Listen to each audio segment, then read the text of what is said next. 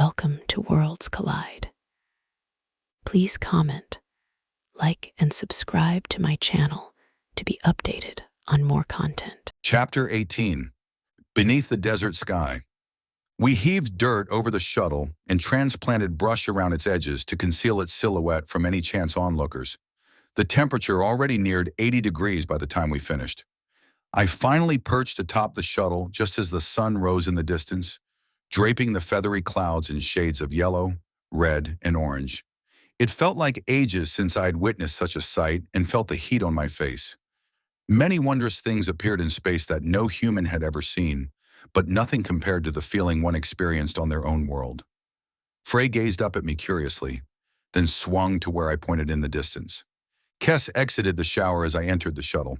I flushed and pointedly spun to my bunk to gather my fresh clothing.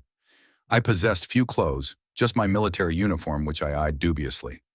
I'd definitely need to acquire a new wardrobe for myself and my companions. Thankfully, many people wore mismatched military cast-offs from surplus stores. As long as I avoided habitually wearing them or Krathen attire, I'd blend in confidently. I waited until Kess departed the ship to leap into the shower myself, keenly aware of my exposed state entering or exiting the small cubicle. I stepped out to find Frey observing me from her bunk. I hadn't noticed her at first.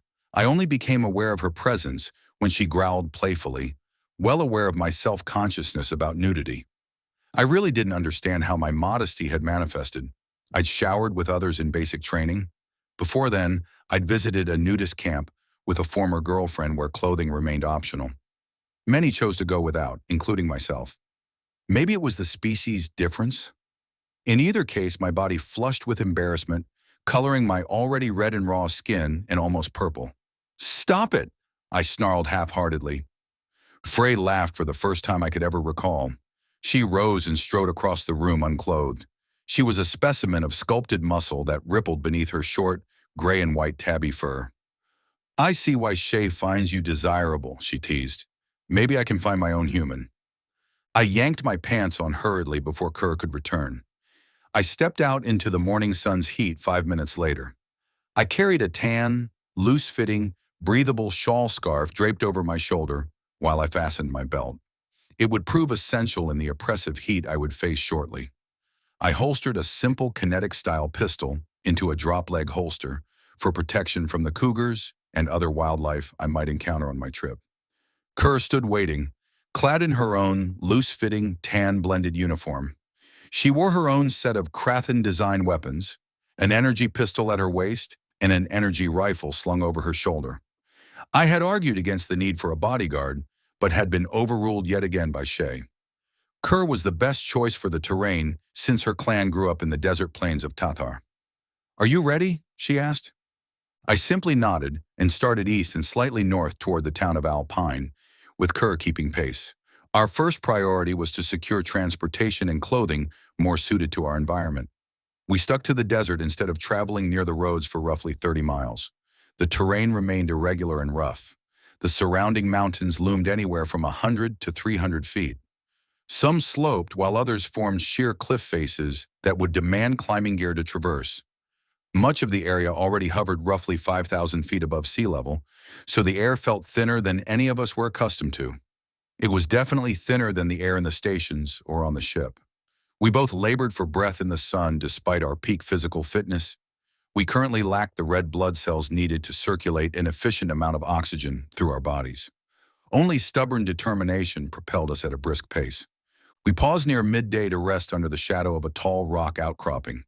The temperature in the shade receded significantly as a calm breeze swept over my sweat-soaked clothes. I glanced at Kerr, who panted in an effort to cool herself. Krathen, like earth cats, shed heat through either panting or through the pads of their hands and feet. "Pour some of the water over your fur. It will aid in cooling you," I suggested. "We still have far to go," she countered. I offered her one of my bottles. "My body cools itself through moisture excreted through my skin. Yours does not." She hesitated before finally taking the bottle. I shook suggestively at her. "It is too hot to carry you through the desert. I'm not even going to address how unaccustomed I have become to the gravity here." We resumed an hour later. I checked the computer strapped to my arm. We only had another 5 miles left to travel before we would reach the edges of the town. Kerr would seek shelter once we arrived at the fringe, while I entered the town in search of provisions. My first priority would be to replenish our near non-existent water supply before seeking transportation. I entered the town just after 3 o'clock. I left Kerr near a small stream 2 miles south of the town where she could melt into the surrounding greenery and evade the beating sun. No large shopping centers existed where I could find everything in one place. The entire town comprised small shops, ramshackle homes on the fringes, small diners, and a handful of rentals. I approached the first rental place I encountered. It consisted of what appeared to be converted shipping containers arranged in a horseshoe pattern. The office was brick construction at the front of the looping road. The cold that enveloped me sent a chill through my body, and I visibly shuddered when I entered the office. "Good afternoon," greeted the young bearded man at the counter. "How can I help you?" he said cheerfully. "I need a room for 3 nights," I stated. He glanced down at his computer and back up. "I have 2 available. They are $160 a night." I nodded and handed him my driver's license. "It'll be $532. "Do you accept cash?" I asked hopefully. I possessed 2 credit cards but preferred not to use them in case they were flagged. I honestly didn't know if they even still worked. "I can provide a deposit if you need." The gentleman smiled. "We normally demand a credit or debit card, but I think I can arrange something." I pulled out several $100 bills that we had fabricated on the station. They were counterfeit, but the technology employed to create them would easily pass inspection. Hopefully. He marked them with a marker designed for just this occasion. I held my breath as he inspected them, smiled, and placed them in the drawer. I departed with the key and made my way across the sparse compound to my assigned accommodation. I stepped inside the small space of a brown 2-tiered container with black trim backed up against a sparse grove of trees.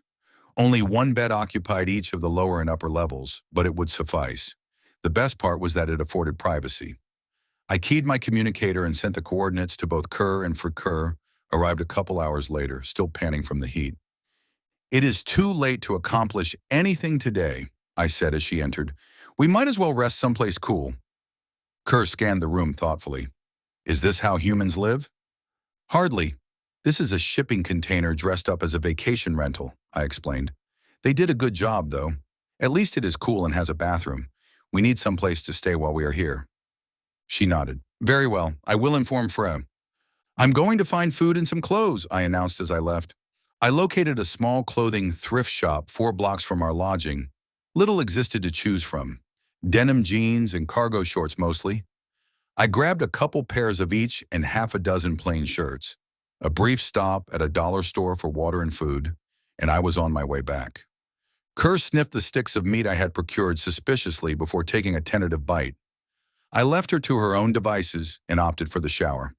For the first time in what seemed a lifetime ago, I savored a normal shower. I felt like Goldilocks standing in the shower with my head against the wall. Not too hard, not too soft. Just right. The bed wasn't near as comfortable as the plush bowls preferred by the Craven, but it would do. It would have been perfect at one time. But I had become accustomed to the soft beds Shay and I shared. I thought it would take me ages to go to sleep, but heat and exhaustion was enough to overcome my discomfort. I departed after 9 the next morning for the bank, clad in cargo shorts and a t-shirt with the name of the local college printed across the front. No large chain banks operated in the town, but that would likely benefit us.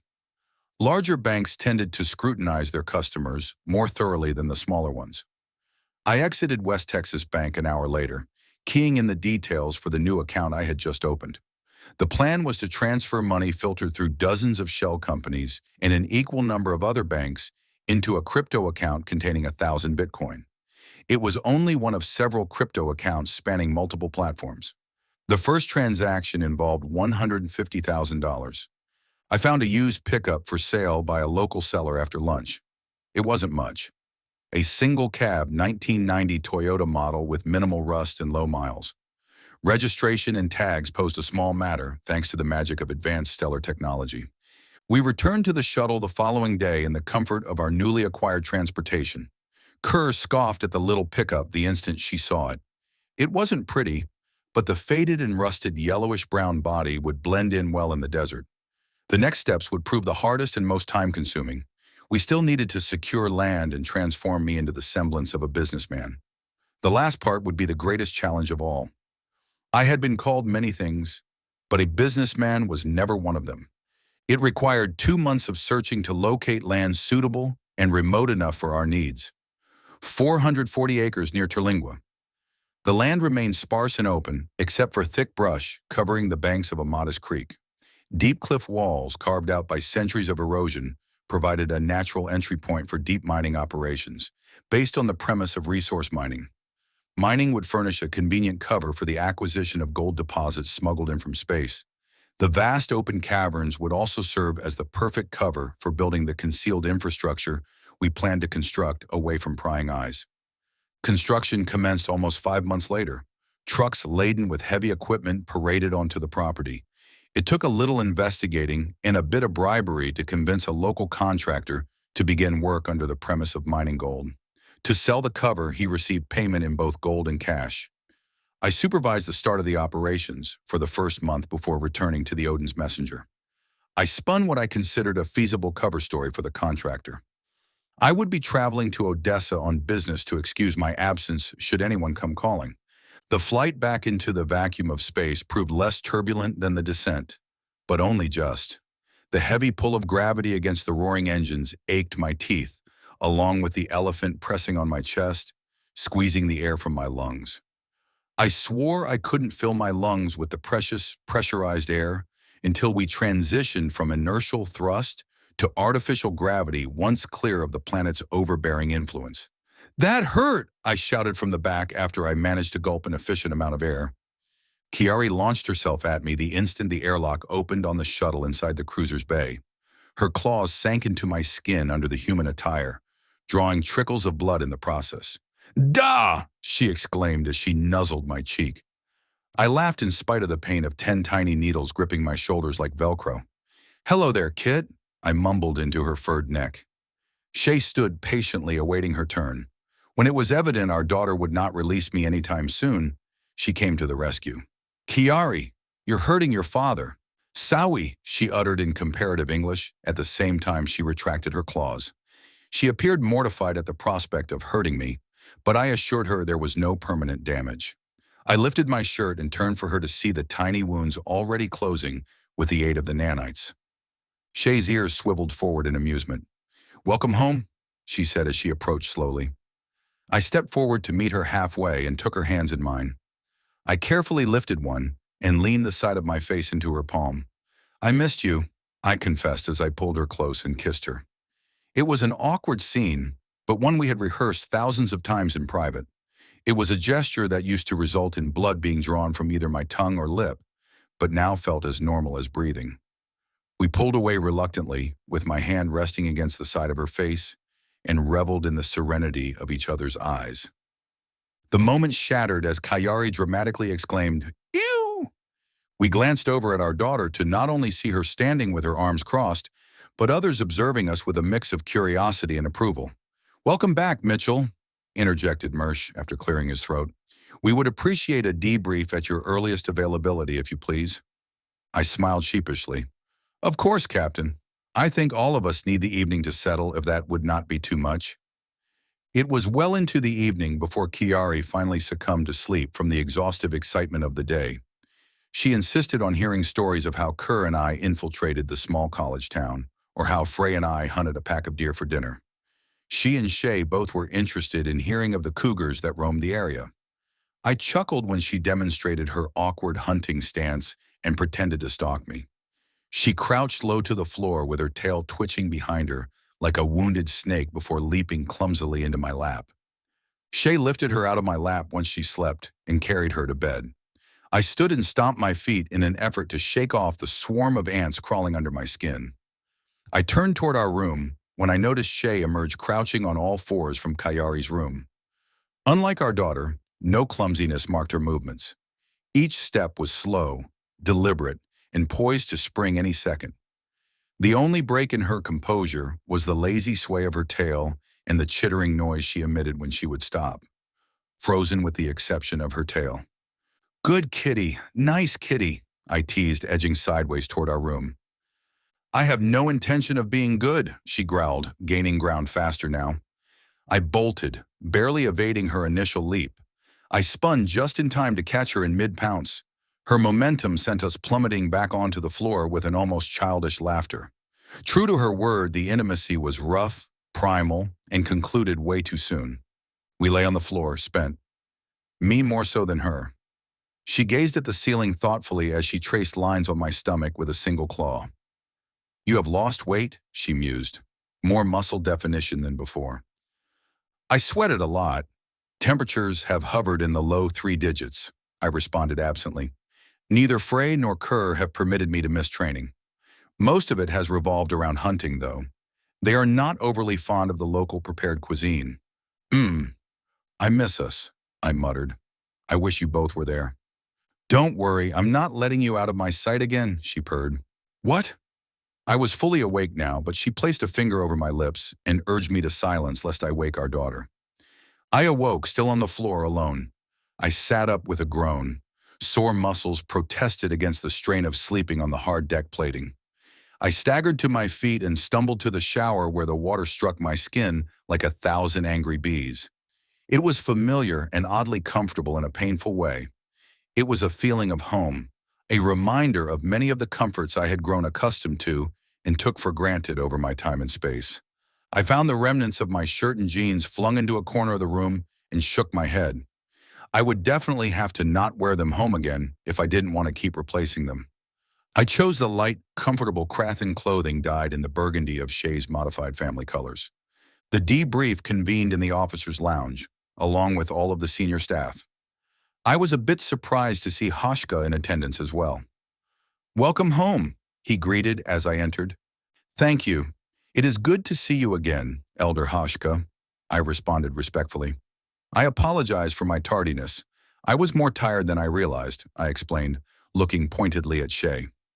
Shay dipped her ears briefly in a sign of embarrassment before sliding a tablet in front of me. I glanced at the information about the mining operations on Io.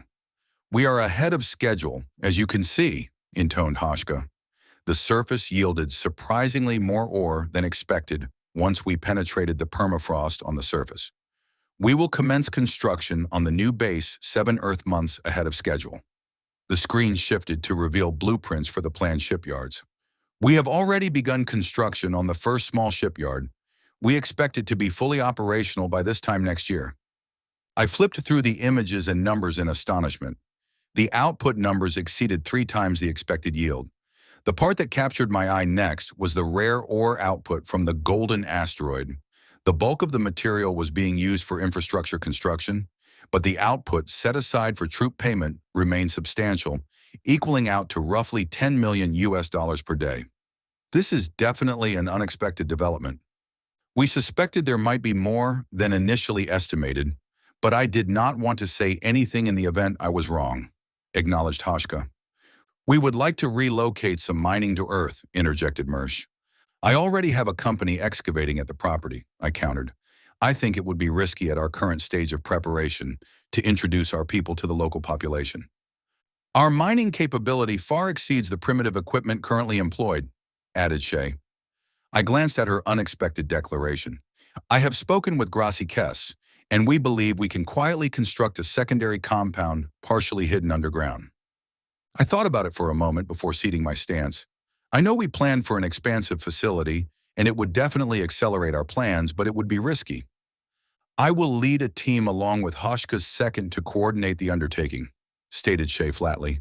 Kayari needs her father, and I need my mate. I met her eyes with my own, questioningly. I missed my family, sure, but I harbored reservations about exposing them to the risks of being discovered on Earth again. What have you planned to deter humans from straying onto the property? I asked plainly. People cross from Mexico regularly. Our compound is remote and is both a blessing and a liability. Could we not employ them? Asked Kess. I nodded. We could employ some of them, but many cross with their families. Some transport drugs and some are hostile. We spent the next half hour discussing how to handle the illegals crossing through our territory. The solution we reached was quite simple as far as everyone else was concerned. It was decided that we would offer work for those willing, and anyone bringing drugs and any cartel members would simply vanish. The plan to integrate immigrants into the compound would require tunneling deep underground into Mexico. Could we also acquire land across the border as a place to house migrant workers? Asked Kess. I honestly do not know, I said. I understand nothing about how things operate across the border. The next matter concerned how to smuggle Krathen tech into the compound without anyone noticing. The answer proved incredibly simple. Much of the equipment would be constructed to resemble Earth tech, but utilize Krathen mining lasers and explosives. The use of mining lasers also rendered the reinforcement of the chambers safer since they melted rock instead of breaking it apart. A mix of subterranean and surface cities, complete with living quarters, training facilities, and even a massive hangar big enough to accommodate the Odin's messenger, along with a multitude of small fighters and drones, would be constructed. Surface facilities would comprise a mixture of cobalt, iron, and nickel coated in tungsten, with pilings from the human mining site to blend it into the earth. They planned to erect a fortress disguised as a respectable ranch, complete with a wall constructed of steel and rock. What they were planning would prove virtually impossible with our current financial resources. Thankfully, a sizable deposit existed in space. The meeting stretched for the majority of the day as plans were proposed and refined. Some were dismissed outright. Others were placed on what I termed the wish list. Some were finalized, such as the construction of the home above ground and the subterranean hangar that would dominate the open expanse near the center of the property. A small army of Krathen engineers were expected within the week to begin shuttling down to the planet to commence construction on the housing facilities and a 20-foot border wall topped with a simple electrified razor wire and electronic alarms. I deemed it much too obvious, but was assured of its construction and resistance to conventional attacks. All would demand my return sooner than expected. Kess had pulled some strings as well. It would be another 8 months before they arrived, but the Krathen military had agreed to dispatch what she termed a modest security contingent of 30 soldiers to maintain security and to train any potential recruits. Our own engineers would be responsible for training humans to perform the technical tasks expected of any entry-level engineer. I needed a business suit. The week vanished in a blink of an eye. 4 more shuttles loaded with supplies, equipment, and techs appeared 5 days later. Instead of docking with Odin's messenger, they proceeded directly to the compound under strict orders to avoid the human construction team. I found myself along with Shay, Kayari, Frey, and Kess, riding our troop shuttle back down to Earth. The descent was no better than the last time. It still threatened to dislodge every molar I had. We landed in the middle of the night when the human miners were absent. Equipment was unloaded and staged under the guise of boring machines, excavators, and heavy haulers that dwarfed anything currently used at the compound. Most of the shuttles ascended to return to gather additional supplies and were expected to return in roughly 3 weeks. What remained were temporary habitats and machinery for those that were left behind. The only structure that stood against the backdrop was a simple recreational vehicle I had obtained for us to sleep in.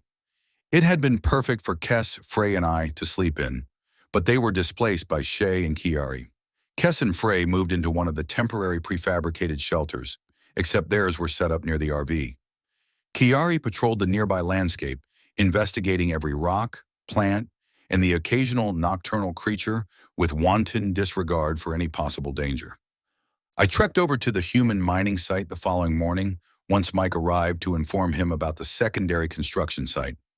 I left him with assurances that his operation remained on schedule to continue until the end of the year. Nothing changed concerning his instructions. He remained responsible for building the discrete warehouse. What he was not aware of was the intended secret mine would function as a garage for vehicles and equipment storage alien to Earth. Join us for more from Worlds Collide.